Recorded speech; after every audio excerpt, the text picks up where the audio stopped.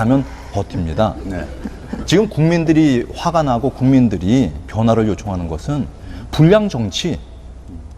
근데 왜 그 불량 정치에 대해서는 스스로가 얘기를 안 해주시는 건지. 질문을 정리 좀 해주시죠. 불량 정치에 대해서 어떻게 할 건지. 그러니까 뭐 정책적인 얘기가 아닙니다. 그 지금 정치가 불량 정치 맞죠?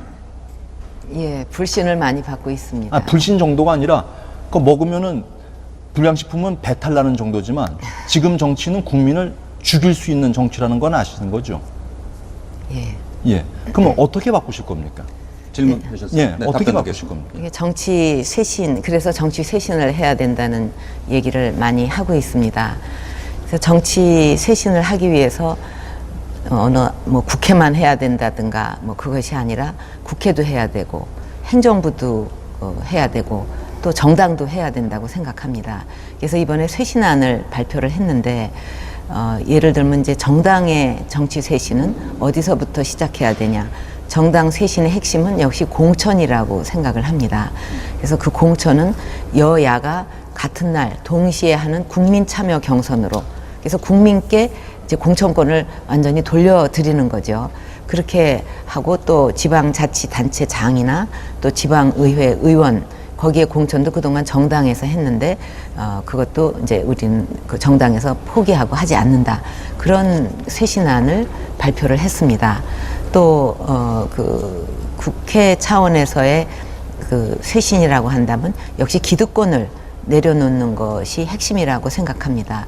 그래서 그동안 참 말도 많고 탈도 많았는데 그 국회 윤리위원회 같은 것도 또 그 선거구 획정위원회 같은 것도 전원 외부 인사가 참여해서 거기에 실질적인 권한을 주어가지고 이제 하도록 하게 된다면 그런 것 갖고도 뭐 막말 정치라든가 뭐 폭력 정치라든가 이런 것이 상당히 없어질 거라고 생각을 합니다. 그리고 이제 행정부의 개혁이라고 한다면은 그동안 사문화되어 있었던 그 대통령, 그러니까 국무총리와 장관에게 실질적인 헌법에 보장된 그 권한을 부여하고 또 그 인사도 대탕평 인사를 해서 여야를 막론하고 인품 또 자질 뭐 능력 이런 것이 있는 분이면 또 이렇게 참고 초려해서 모신다든지. 예, 지금 말씀 이런 좋은 말씀하셨는데요. 그 국민들이 느낄 때 정치가 바뀌어야 된다는 거는 제도도 제도지만 사람 문제 아니겠습니까? 예. 지금 탕평 얘기를 하셨는데 제가 뭐 특정인을 거명할 생각은 없습니다. 근데 지금 최근에 박근혜 후보 진영에 새로 속속속 모여드시는 분들 보면은 국민들이 보기에 새롭다는 느낌 정말 못 갖거든요. 근데 탕평이라는 게 어떤 탕평을 얘기하시는 겁니까?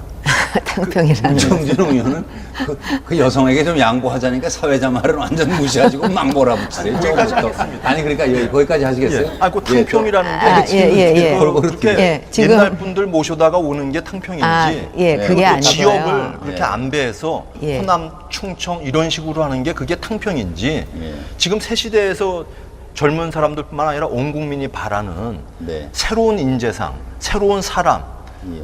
그거하고는 좀 뭔가 안 맞는 것 같아서 자꾸 여쭙고 싶은 겁니다. 예, 네, 이제 거기까지 우리가 하시고 그 선대위를 구성하는 데 있어서 전부 모두 그 뭐 외부에서 새로운 분만 들어오는 것은 아니고 또 이게 어떻게 정당이 중심이 돼서 치르기 때문에 이제 정당에 있는 우리 또 국회의원이나 뭐 당협위원장이나 이런 분들도 참여하고 또 외부에서 영입도 하고 또 특보단이라고 그래갖고 또 전문가들도 모시고 다 그렇게 합니다.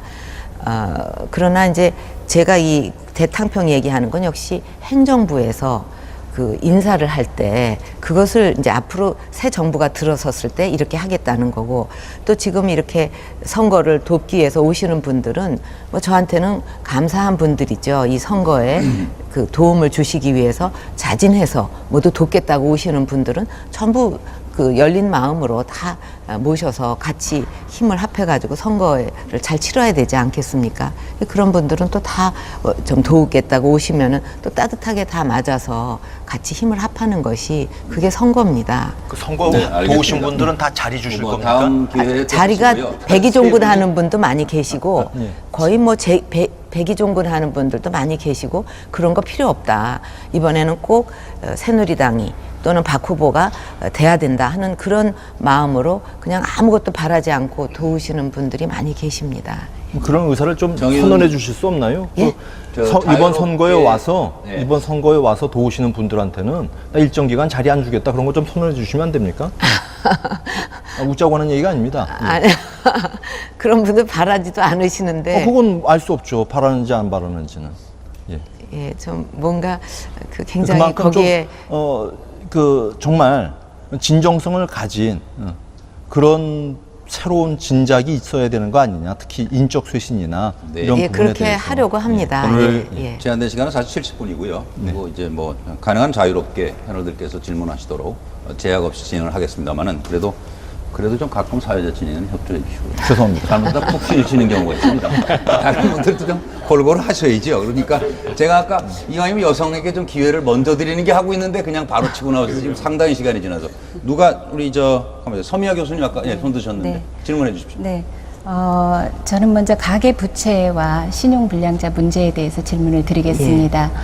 조금 전에 후보께서도 그 가계부채 문제의 심각성에 대해서 말씀을 하셨지만 현재 부채가 1,000조 원에 달하는 것으로 그렇게 보고되고 있죠. 사실 그래서 서민과 중산층들이 아주 시름이 깊은 그런 가운데 있다라는 생각이 듭니다. 부채와 더불어서 같이 상승할 수 있는 게 신용불량자 수가 많아지는 거죠. 그래서 올해 6월 보고에 보니까 23만 5천 명이라고 그렇게 제시가 되어 있습니다. 후보께서 그 18조 원에 달하는 국민행복기금을 마련해서 가계 부채를 탕감하시겠다고 이렇게 공약을 하셨는데요. 한편에서는 이러한 많은 공약들이 장밋빛 공약이 아닌가, 그 재원을 어디에서 조달하겠는가라는 질문들을 하고 있습니다. 그래서 이 재원 조달에 대해서 말씀해 주시고, 두 번째는 그 신용불량자의 신용회복과 또 이에 대한 근본적인 해결책을 가지고 계신지, 있다면 무엇인지 말씀해 주십시오. 네, 답변해 주십시오. 재원을 따로 그 국가에서 만드는 것은 아닙니다. 그동안에 이제 그 자산 관리 뭐 기금이라든가 이런 데에 갖고 있던 또 신용 그 회복위 그런 데서 갖고 있던 것을 다 이렇게 모아가지고 거기에 한 1조 한 8천억이면 10배 정도의 채권을 발행을 해서 만드는 게 18조 원의 그 국민행복기금입니다. 그러니까 나라에서 따로 돈이 들어가는 것은 아니고요. 그래서 이 그 기금을 설치해가지고 이제 첫째는 금융 빚을 갚지 못하는 그런 국민이 한 322만 정도 됩니다. 그래서 그런 분 경우에는 물론 이것은 뭐 포퓰리즘적으로 뭐 누구에게나 다 한다 이것이 아니라 그 자활을 하려는 또 그런 신용회복 프로그램에 참여해서 그걸 이행하려는 의사가 있는 그런 그 국민들께 이게 이제 이런 프로그램이 제공이 되는 거고요. 그래서 그런 경우에 일반 채무자인 경우에는 50%, 또 기초수급자 같이 아주 더 어려운 국민들께는 최대 한 70%까지 감면을 해주는 그런 프로그램입니다. 이것을 그냥 방치를 하게 되면 개인적으로는 재기의 희망을 잃게 되고 또 경기 침체의 그 원인이 되고 또 나아가서 국민 통합을 이루는데도 큰 장애가 되거든요. 그래서 이거는 선제적으로 우리가 해결을 해야지 그냥 방치할 수 없는 문제라고 생각을 합니다. 또 이렇게 해서 매년 한 6만 명 정도의 그 국민이 신용 회복을 통해 가지고 그 다시 이렇게 재기를 할 수 있도록 하는데 한 5년 동안 그렇게 하게 되면은 한 30만 명이 경제적으로 재기를 할 수가 있습니다. 또 말씀하셨습니다. 예. 시간이 있습니다. 그리고 이제 또 고금리로 고통을 받는 국민도 많이 있습니다. 한 20% 정도의 고금리에 시달리는 분들한테는 1,000만 원 한도 내에서 그것을 반으로 10%대로 저금리 또 장기 상환 대출로 전환을 해드리고 이런 식으로 하게 되면은 상당히 이런 가계부채에 짓눌리는 이런 고통을 완화해 드릴 수가 있고 또 그 대학을 다닐 적에 일반 그 학자금 대출로 인해 가지고 신용 불량자가 되는 그런 사람도 있습니다. 그 경우에는 이 취업을 한 후에 갚을 수 있도록 한다든가 또 일반 학자금 대출을 갖다가 금리가 낮은 ICL로다가 바꿔준다든가 이런 식으로 해서 좀 가계 부채라든가 신용 불량자들의 고통을 좀 덜어드리려고 하는 시간을 계획을 가지시는 가지고 거고요. 있습니다. 예. 서명 교수님 충분하십니까? 아니면 네, 짧은 감사합니다. 제 질문 됐습니다. 대답 되셨어요? 네. 네. 다음에 예, 잠깐만요. 홍 교수님 네. 뭔 질문이시죠? 네, 제가 좀 어떤 내용이시죠? 일자리 아니요. 관련해서 좀 질문을 좀 드리겠습니다. 그럼 연결되면은 네. 그럼 홍 교수님 먼저 하시죠. 같은 얘기니까요. 우리 이은지 교수님. 가계부채 가계 관련해서 부채. 아니 그 부동산 대책 관련해서라 가계부채 문제하고 직결되는 것 같아서 말씀드리려고 했는데 홍 교수님 하시고 제가 먼저 해도 상관없을 것 말씀드리죠. 같습니다. 예, 예. 그 아까 이력서를 보니까 저 후보님 그 면접 받아 보신 적이 없으신 것 같아요. 그러시죠? 예.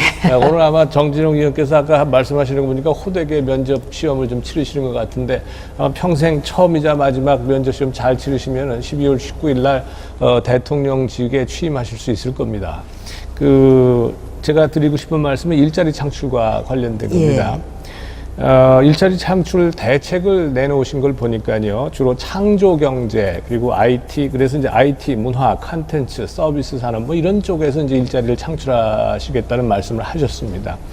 근데 이 일자리 창출이라는 게 솔직히 얘기해서 정치인들이 지금 뭐 다 일자리 창출하겠다고 합니다만 이게 쉬운 일 아니거든요. 예. 또 말씀하신 창조 경제에 있어서 일자리 창출은 주로 이쪽 분야에 능력이 있고 자격이 있는 사람들만 지금 취업이 되는 문제입니다. 지금 우리가 우려하고 있는 일자리 문제는 주로 수많은 서민 대중들이 갈 수 있는 일반적인 일자리가 지금 필요하고 그런 분들이 먹고 살 수 있게 해주는 게 중요한 거거든요.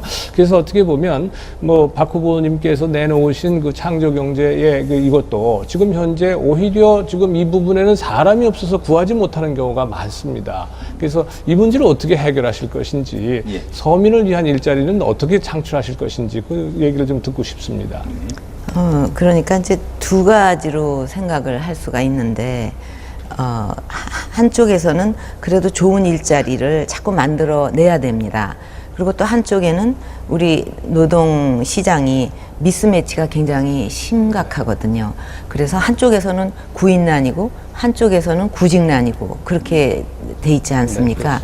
그리고 어떤 취업을 하려고 그래도 뭐 어떤 스펙을 보고 그게 아니면 취업도 못하고 또 그 어떤 출신 대학에 따라서 원서 접수도 못하고 뭐 이런 문제들이 있기 때문에 한쪽에서는 어떤 취업을 지원하는 시스템을 스펙을 초월한 그런 취업 시스템을 도와야 되고 한쪽에서는 좋은 일자리를 많이 만들어내야 된다.